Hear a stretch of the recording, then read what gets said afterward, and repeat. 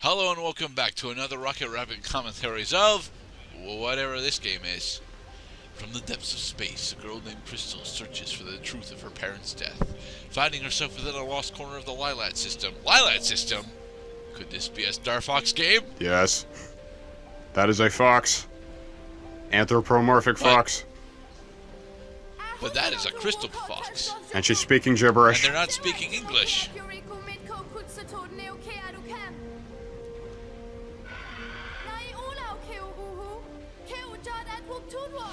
Meteors! Meteors in space! Well, no, we're actually in the upper atmosphere. Ack! Giant dino boat! Da da da da da da da da da da da da da da da da da. Isn't that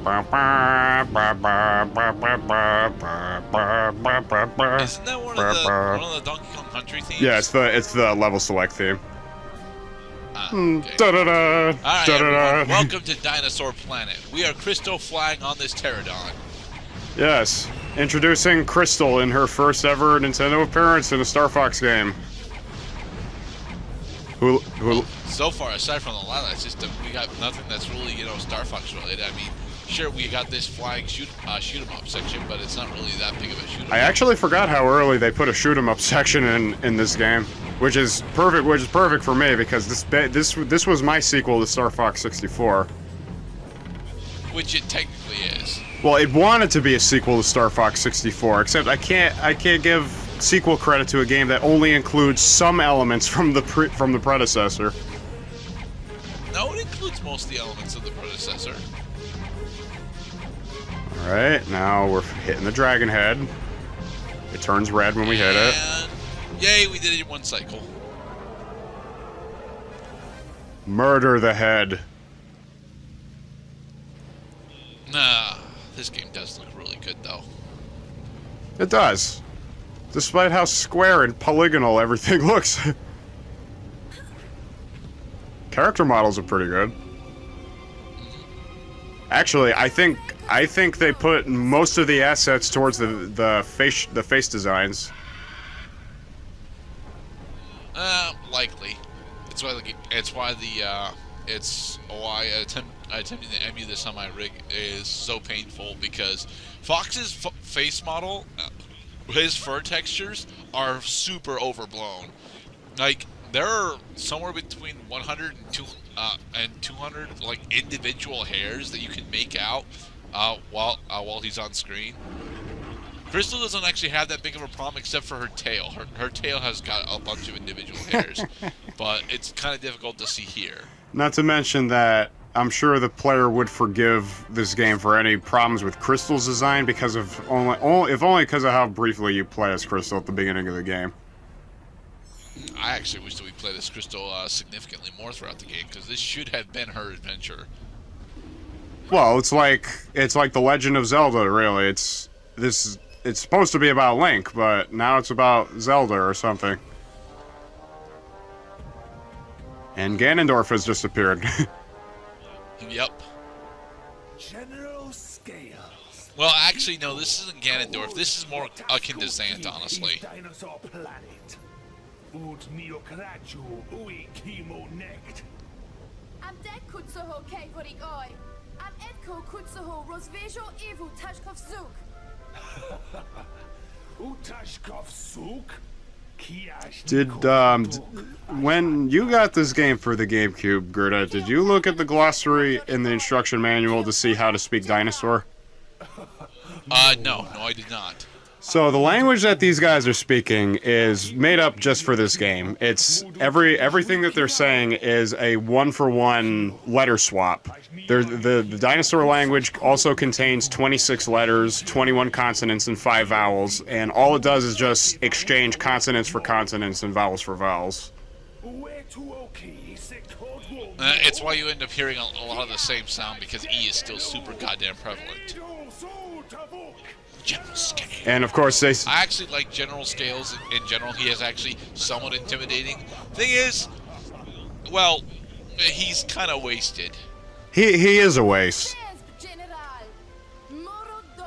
But we're not supposed to know that yet. Yeah, we're not supposed to know that yet. Quickly, my flying friend.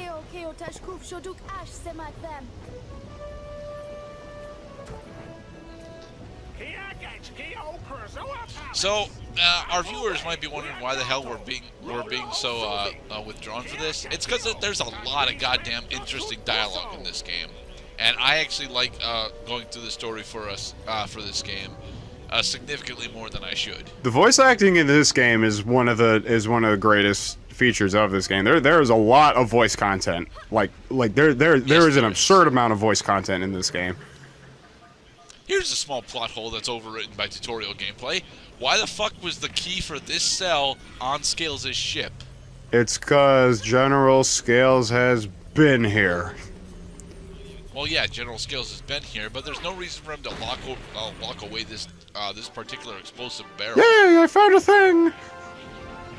Yeah, expect this particular sequence to happen quite a bit for the first several parts, because there are a lot of tutorial prompts, which is good because this is a Legend of Zelda game. Basically, and yeah. They want. This is pretty much, as Some Call Me Johnny put it, this is pretty much baby's first 3D Zelda. And, oh yeah, it definitely feels like this. But it's because it's baby's first 3D Zelda that I actually enjoy this game significantly more than Ocarina of Time. And I won't say it's a better game than Majora's Mask, but I enjoy playing it more than Majora's Mask.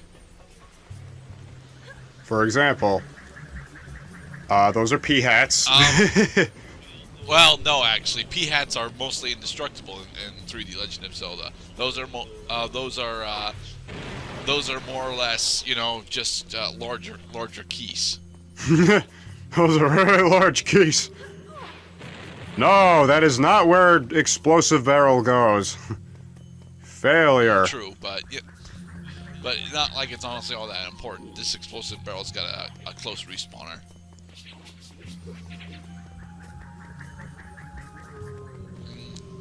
Walk around. Angle. And throw. Boom. And pick up the half health items. Yay! No. I am skipping through a lot of the dialogue simply because there's a lot of it. They don't introduce you to that many elements in this dungeon for it to be too confusing for the uninitiated. We know what the health items are. We know what the explosive items are. We know what the hazards are. We know the crack walls need explosives.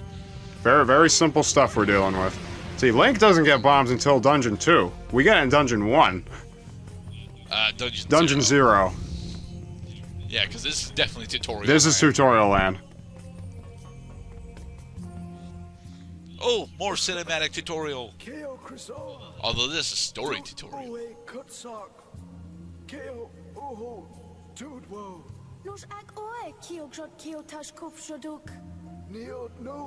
So, I take it P is replaced for K? No, K is replaced by the letter T. That's why the word for the is KO. Alright. KO is probably one of the most frequently uttered words among all the dinosaur speakers.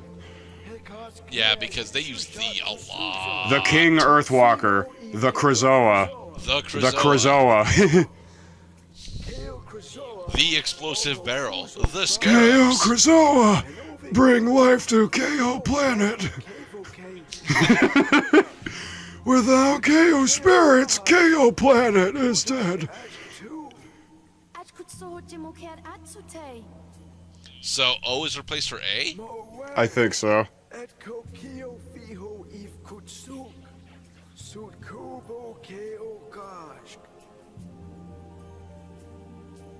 But then...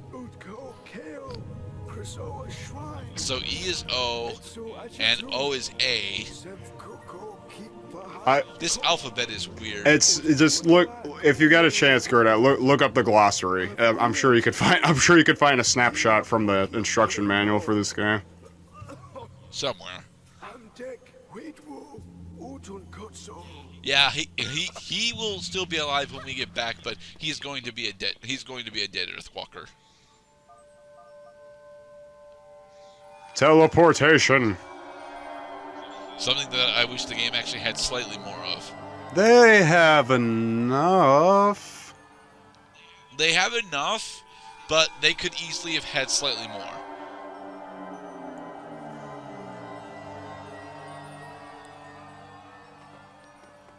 Now you have found your way into a Krazoa shrine.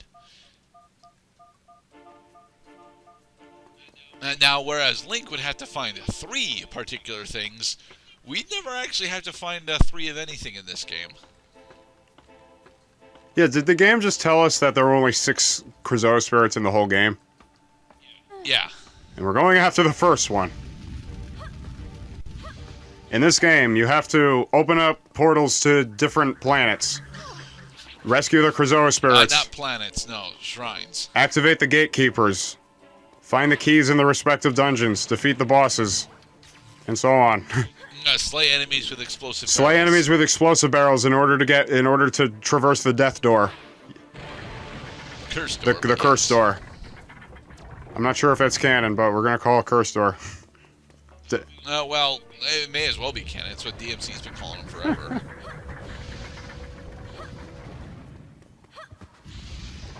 Roll everywhere because it's slightly faster than walking. And behold our first Krazoa test. Test 1, the test of observation. So how good are you at gambling, Cloud? I actually do not care for gambling in the slightest. Test up, test up, test up. I like the soundtrack in this game a lot, too. Is that your final answer? Are you sure? Apparently. Oh, we're getting tricky now. Expand. Swap. Rotate. Swap. I already lost it. It's okay. I thought... This particular rendition of Grid doesn't actually lose it until here. And actually, I think I don't actually lose it. I end up screwing over my controls. Okay, left bottom. Right bottom. Nope, I didn't screw it up this time. Okay. Now surrender your soul! Well, not soul, but, surrender your body so that we may possess you. Yeah, for me, growing up, this was right on the heels of Oracle of Ages, so I felt like a... I'm not sure how I felt exactly, because, except that I basically, understood, okay, I am a host body. I contain a soul that does not belong to me. Does this soul like coffee or not? Does every soul turn eyes purple like this? In this game, yes. Except for spoilers later on, but,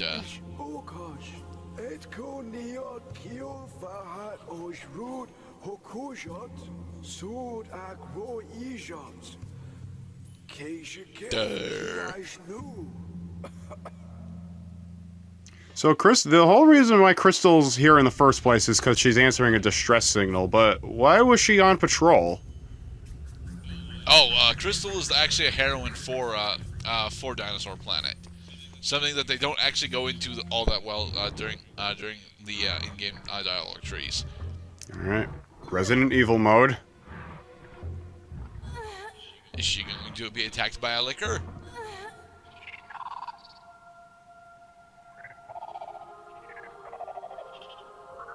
Sounds like it's laughing. Given who's behind the statue, they may very well be laughing. Ha ha ha ha ha. Dramatic irony.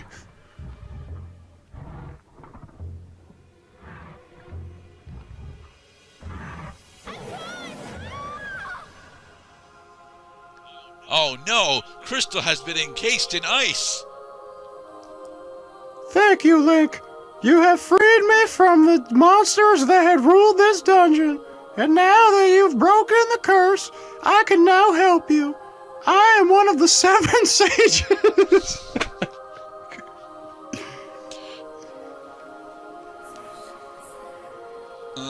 The main difference being is that we don't get to rescue Crystal until the end of the game.